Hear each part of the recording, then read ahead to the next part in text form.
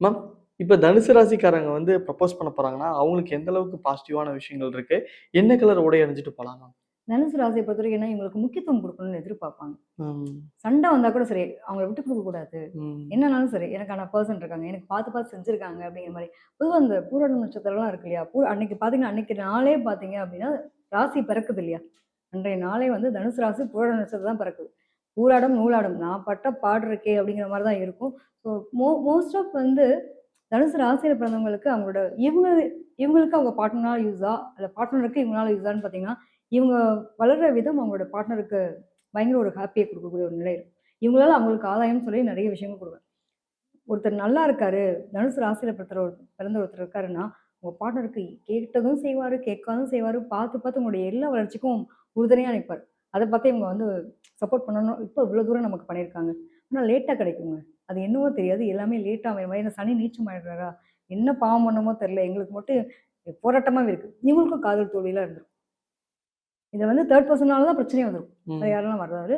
But இப்போ இருக்கக்கூடிய காதல் நல்லபடியா கொண்டு போணும் அப்டின்னாலும், நல்லபடியா கொண்டு போகக்கூடிய டைம் பீரியட் இருக்கு. ஏன்னா குரு பார்க்குறதுனால ப்ராப்ளமே கிடையாது.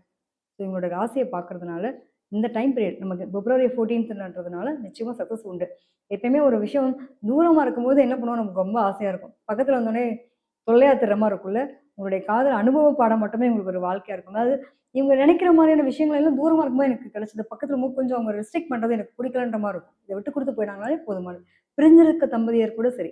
இந்த காலகட்டத்துல ஒருத்தர் பேசி பழகி புரிஞ்சுக்கிட்டாங்க அப்டின்னா, அவங்களோட காதல் வாழ்க்கையும் சரி, மன வாழ்க்கையும் சரி நிம்மதி அடையக்கூடிய நிலை இருக்கும். பர்ட்டிகுலரா சொல்லணும் அப்டின்னா, எங்களுடைய வாழ்க்கையில 3 பெர்சன் சொல்றது ஒண்ணு ஃப்ரெண்ட்ஸ், இன்னொன்னு ஃபேமிலி மெம்பர்ஸ்.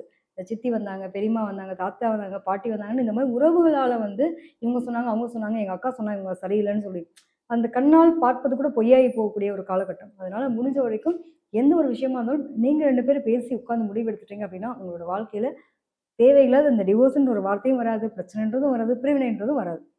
ஸோ இந்த நாள் வந்து உங்களுக்கு ரொம்ப யூனிக்கான ஒரு நாள். முயற்சி எடுங்க. நிச்சயமா உங்களுக்கு சக்சஸ் கிடைக்கும். இவங்கள பொறுத்தவரைக்கும் என்ன கலர் ரொம்ப சூப்பரான கலரா இருக்கும்? இவங்களுக்கு எது சக்சஸ் குடுக்கும் அப்படின்னு எடுத்துட்டோம்னாக்கா, மஞ்சள் நிறம் வந்து சூப்பரா இருக்கும். உங்களோட காதல் வெளிப்படும் மஞ்சள் கலர்லயோ அல்லது சாண்டில் அந்த ரிலேட்டடா அந்த மஞ்சள் ஓரியன்டடா இருக்கக்கூடிய கலர்ஸ்ல இவங்க கிஃப்ட் குடுக்குறதும் சரி, அ ட்ரெஸ்ஸா வேர் பண்ணிக்கிறதும் சரி, அது ரொம்ப சூப்பரா இருக்கும். அதே மாரி வந்து கிரீன், பிங்க் இந்த மாரியான விஷயங்கள் இவங்க ட்ரெஸ் வேர் பண்ணிக்கலாம், கிஃப்ட் குடுக்கலாம். இதெல்லாம் வந்து உங்களுக்கு ஒரு சக்சஸ் குடுக்கக்கூடிய ஒரு அமைப்பா இருக்கும்.